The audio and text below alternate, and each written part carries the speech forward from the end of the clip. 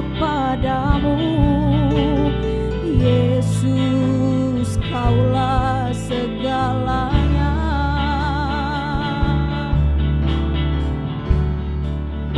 Karena salibmu ku hidup, karena salibmu ku menang. Engkau yang berkuasa, sanggup untuk melakukan mujizat-Mu di hidupku.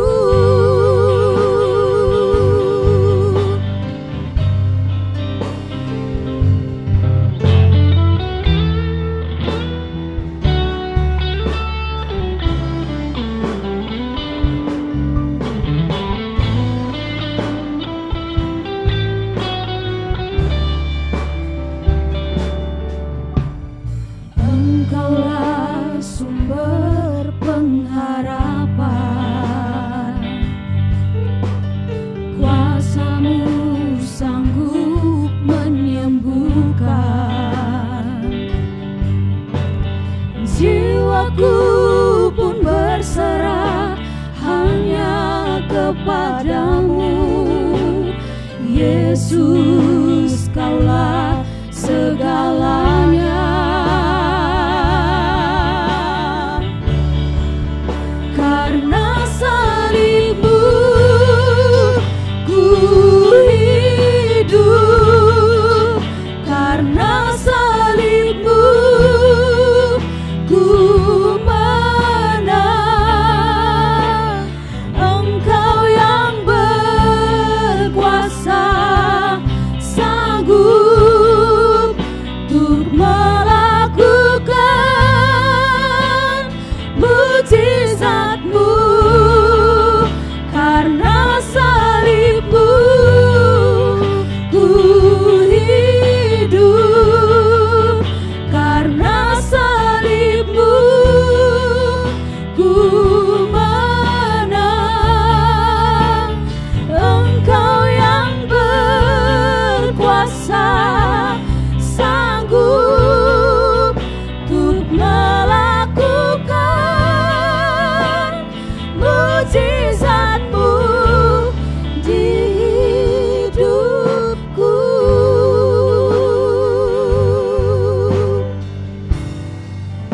Untuk melakukan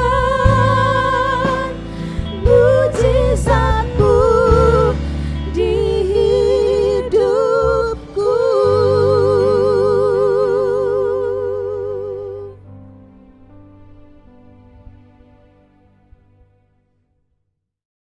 Selamat pagi Civitas Akademika UKSW. Pada hari ini saya akan memulai minggu ibadah kerja kita. Pada hari Senin ini kiranya kita dapat memulai aktivitas kita dengan lebih baik dengan ibadah yang akan diputar secara bersama-sama pada hari ini. Izinkan saya memulai dengan mengucap syukur Bapak Ibu semua, kita satu dalam Tuhan, mari kita berdoa. Kami datang ke hadirat-Mu Bapa atas berkat rahmat yang telah Kau berikan, atas nafas kehidupan yang Kau berikan kepada kami, sehingga kami dapat beristirahat, kami dapat menjalani aktivitas kami dari minggu lalu, terutama akhir pekan kami dengan keluarga dengan sangat baik. Kali ini kami akan memulai kegiatan kami, minggu kerja kami dengan lebih baik lagi. Kiranya dengan awal minggu ini kami mulai dengan ibadah, dengan ucapan syukur. Kami percaya dan sadar bahwa Engkau akan hadir di tengah-tengah kami, Engkau memuliakan setiap pekerjaan kami, dan kami paham dan sadar bahwa segala sesuatu yang kami kerjakan, kami mulai dengan pertemuan rohani dengan-Mu. Kiranya dengan pertemuan ini, kami dapat melakukan aktivitas kami dengan lebih baik lagi. Engkau sentuh semua, setiap aktivitas akademika, baik yang sehat dan maupun yang tidak sehat. Engkau berikan yang terbaik bagi kami dalam menjalani aktivitas kami dalam 1 minggu ke depan. Dalam nama Putra-Mu, Tuhan Yesus Kristus, kami berdoa dan mengucap syukur. Amin. Selamat pagi lagi Bapak Ibu. Pada kesempatan kali ini izinkan saya akan memimpin ibadah kita. Nats kita akan diambil dari 1 Samuel 17 ayat 32 sampai 49 yang bercerita tentang Daud dalam melawan bangsa Filistin. Berkatalah Daud kepada Saul, "Janganlah seseorang menjadi tawar hati karena dia hamba-Mu ini akan pergi melawan orang Filistin itu." Tetapi Saul berkata kepada Daud, "Tidak mungkin engkau dapat menghadapi orang Filistin itu untuk melawan dia, sebab engkau masih muda, sedang dia sejak dari masa mudanya telah menjadi prajurit." Tetapi Daud berkata kepada Saul, "Hamba-Mu ini bisa mengembalakan kambing domba ayahnya.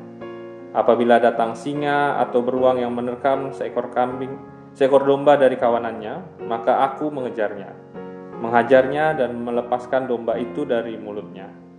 Kemudian apabila ia berdiri menyerang aku, maka aku menangkap janggutnya, lalu menghajarnya dan membunuhnya.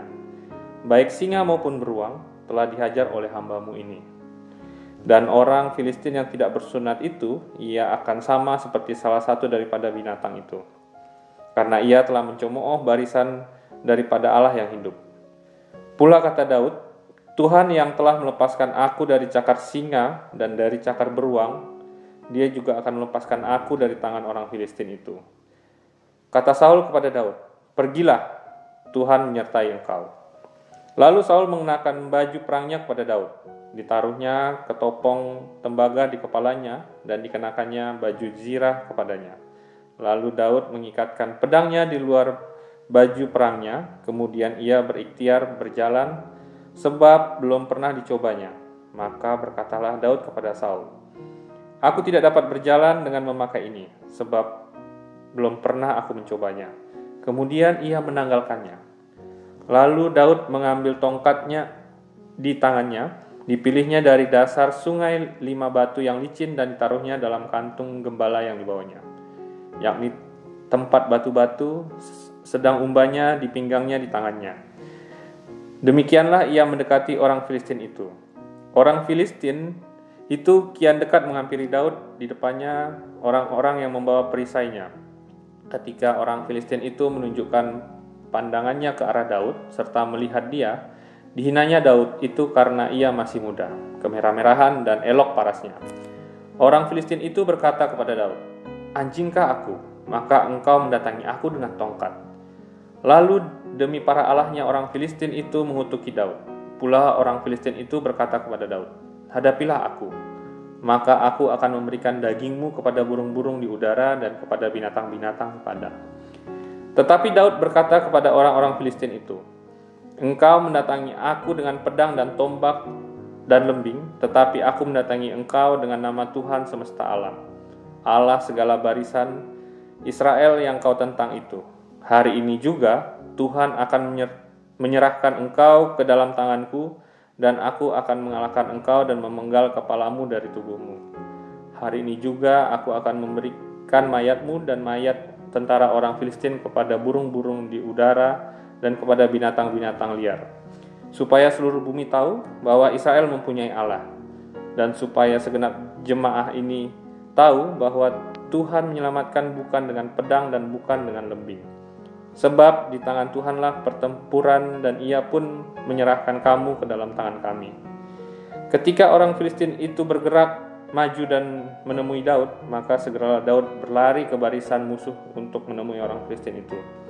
Lalu Daud memasukkan tangannya ke dalam kantungnya, diambilnya sebuah batu dari dalamnya, diumbanya, maka kenalah dahi orang Filistin itu, sehingga batu itu terbenam ke dalam dahinya dan terjerumuslah ia dengan mukanya ke tanah.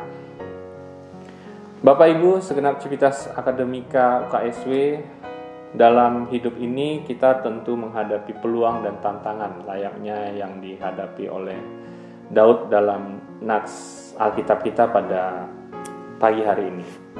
Daud bukan sosok yang luar biasa, bahkan Saul sendiri tidak begitu menanggapi keinginan Daud dalam menghadapi ancaman yang dihadirkan oleh bangsa Filistin. Akan tetapi Daud dengan keyakinannya kemudian memberikan tanda bahwa dia mampu menghadapi seluruh bangsa Filistin, terutama tentara yang datang masuk ke kerajaan Israel. Bapak Ibu, pada bulan April ini Fiskom genap berusia 21 tahun. Usia yang tidak muda tentu, dan juga usia yang belum terlalu tua. Kalau bagi kita para manusia yang hadir di muka bumi ini, usia 20 tahun pertama ini adalah momen-momen penting menghadapi kedewasaan kita yang pertama. Namun di tengah-tengah situasi yang serba tidak menentu, di tengah-tengah pandemi, ternyata Fiskom banyak melakukan refleksi di tengah-tengah ulang tahun di tahun ini. Jika saya boleh sedikit mundur ke belakang, karena pandemi ini telah berjalan selama kurang lebih 1 tahun, tentu situasi pandemi ini kemudian menghadirkan berbagai macam ancaman, tidak hanya bagi Fiskom, bagi kita semua di Civitas Akademika UKSW, terutama bagi kita di sektor pendidikan. Kita kemudian dipaksa untuk belajar secara jarak jauh. Situasi yang kemudian memaksa kita semua untuk tanggap terhadap teknologi, situasi yang memaksa kita semua untuk berani dalam menggunakan segala macam kecanggihan yang ada, yang telah dikembangkan. Namun kita semua sadar bahwa internet dan listrik yang ada di Indonesia belum merata. Ini yang menghadirkan ancaman tersendiri.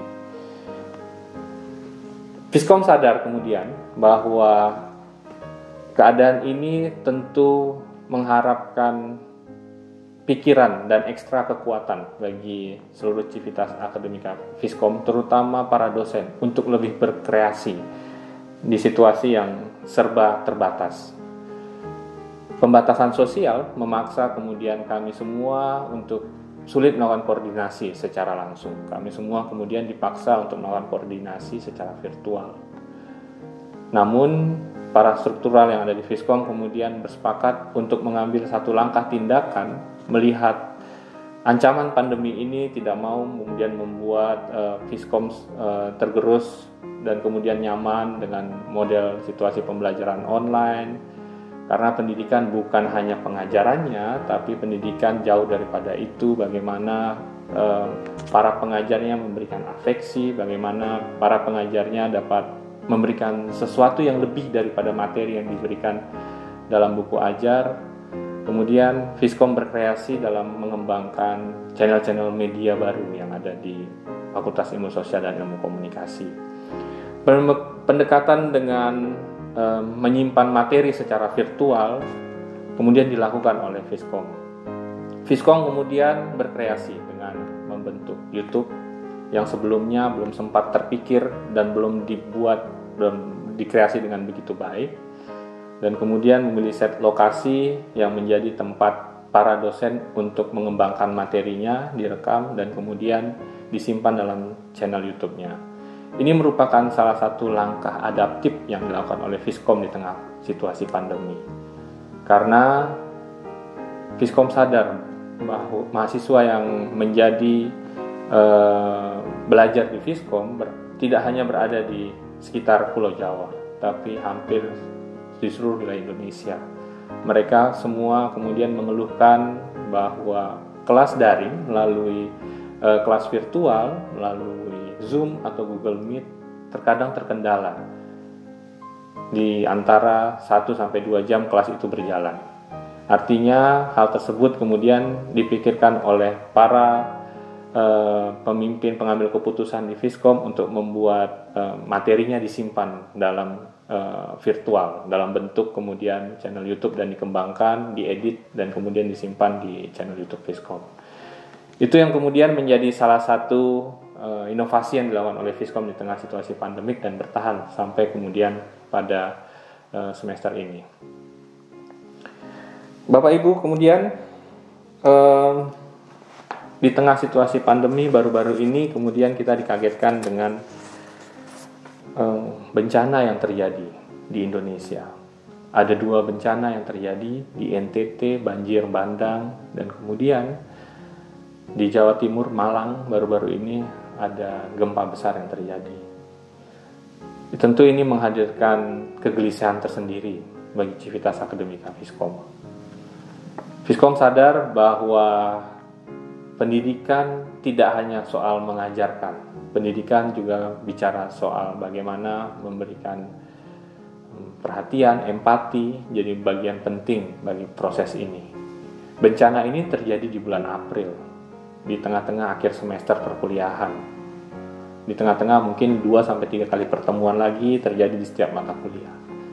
Ini yang membuat kemudian para dosen wali dan juga para koordinator bidang kemahasiswaan di tiap fakultas memperkuat informasi yang terjadi.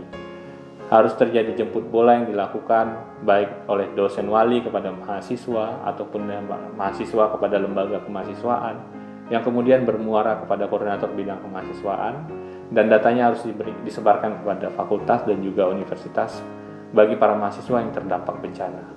Ini menjadi penting karena mahasiswa yang terdampak bencana mengalami kesulitan dalam akses informasi. Listrik dipadamkan, internet kemudian tidak berjalan secara penuh. Situasi pembelajaran daring tentu membutuhkan dua aspek ini, dan ini membuat fakultas harus memberikan perhatian penuh kepada para mahasiswa yang terkena dampak bencana ini. Ini membuat kita semua sadar bahwa banyak hal masih terjadi di Indonesia ini, tidak terkecuali di kota Salatiga kita, dan terutama di UKSW. Membutuhkan koordinasi yang kuat bagi kita, baik itu di tataran program studi, baik itu di tataran fakultas dan universitas, untuk lebih baik lagi berkoordinasi dalam situasi serba keterbatasan yang terjadi di secara global, bahkan tidak hanya di Indonesia. Nah, sebagai institusi sendiri, UKSW kemudian menghadapi tantangan besar. Bapak Ibu semua kemudian tahu dan sudah mendapatkan informasi yang disebarkan melalui media sosial bahwa Universitas Kristen Satya Wacana akan bersiap melakukan kuliah tatap muka di semester ganjil tahun ini. Ini kemudian membuat situasi pandemi yang sampai sekarang belum berkesudahan, distribusi vaksin yang kemudian masih tersendat di beberapa wilayah.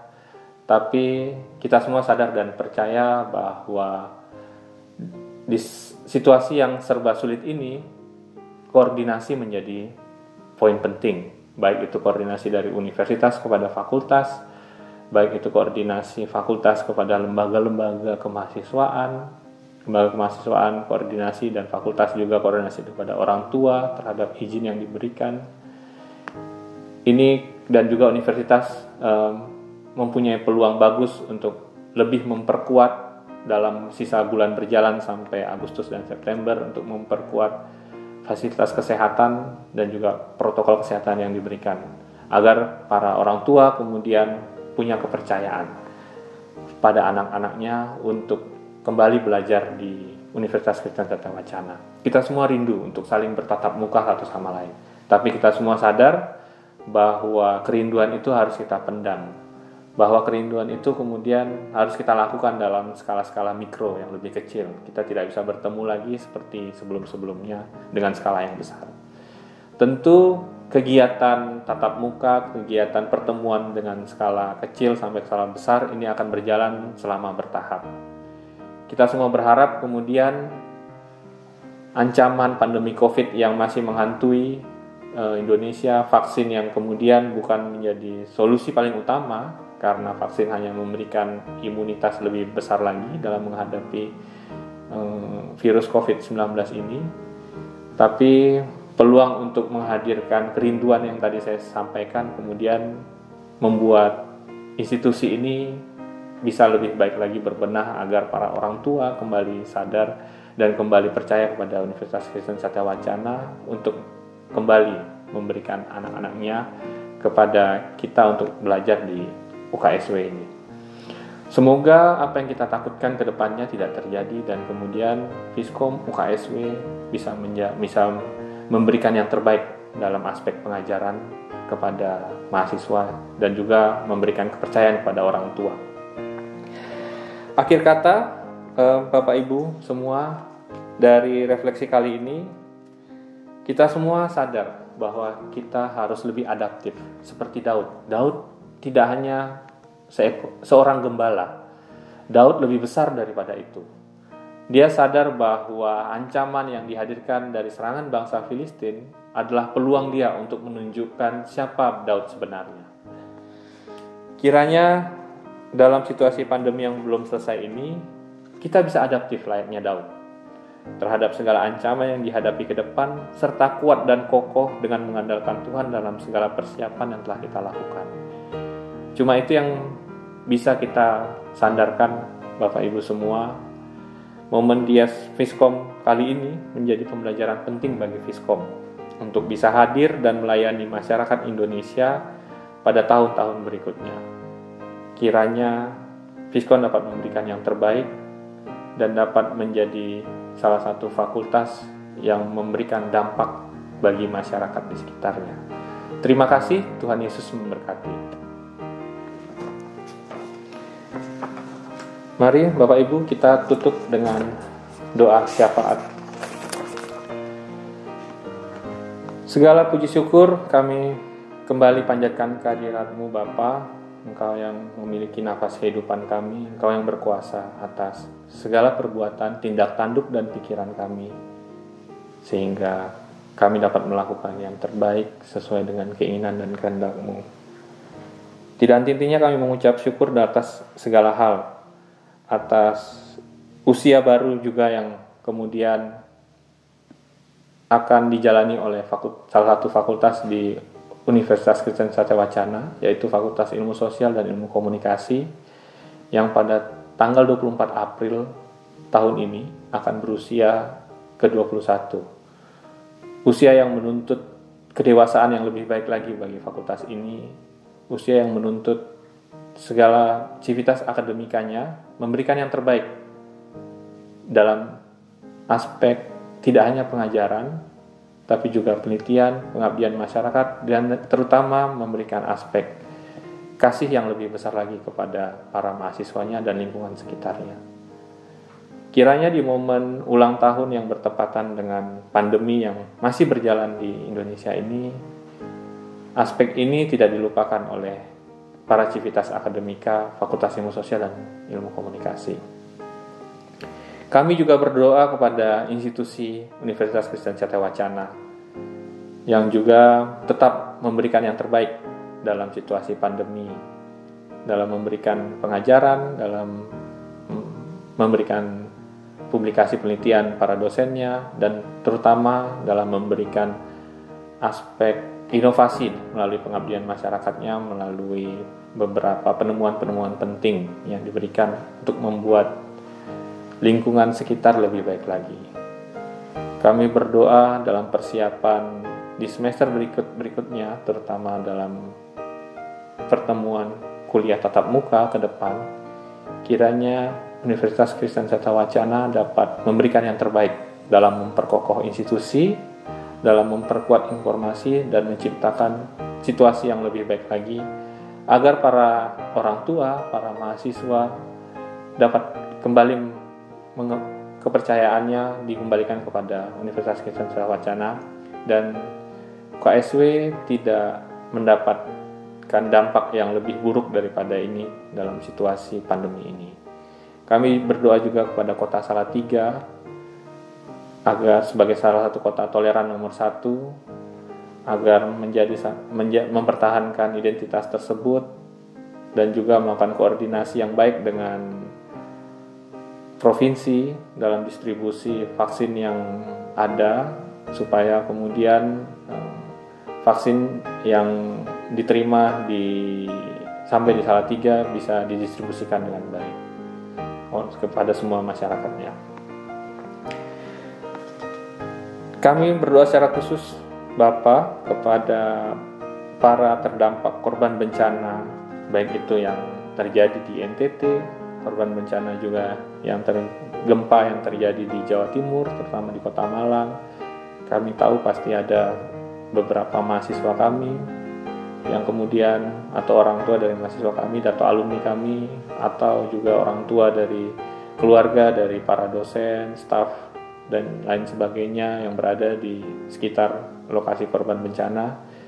Kiranya Engkau memberikan yang terbaik bagi mereka, distribusi terhadap bantuan Engkau maksimalkan, bagi para relawan juga Engkau berikan yang terbaik, kesehatan bagi para relawan, agar pasca bencana ini situasi di setiap lokasi bencana bisa lebih baik lagi, dan Engkau hadir di tengah-tengah Indonesia ini dan tidak menghadirkan bencana yang lebih banyak lagi ke bumi pertiwi ini. Akhir kata Bapak, kami juga berdoa agar kemudian situasi pandemi ini bisa berakhir.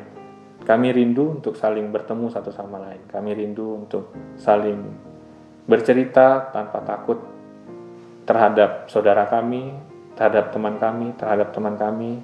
Itu kerinduan kami paling besar. Tapi kami semua sadar dan percaya Engkau menjagai satu sama lain, walaupun kita semua terpisah jarak, terpisah lokasi, dan terpisah apapun itu.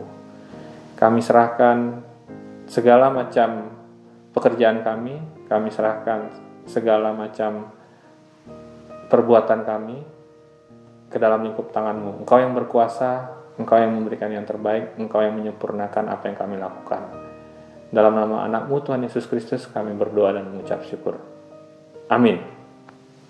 Untuk mengakhiri kebaktian kita pada pagi hari ini, mari kita menutup dengan berkat Bapak Ibu. Tuhan memberkati engkau dan melindungi engkau. Tuhan menyinari engkau dengan wajah-Nya dan memberi engkau kasih karunia. Tuhan menghadapkan wajah-Nya kepadamu dan memberi engkau damai sejahtera. Amin.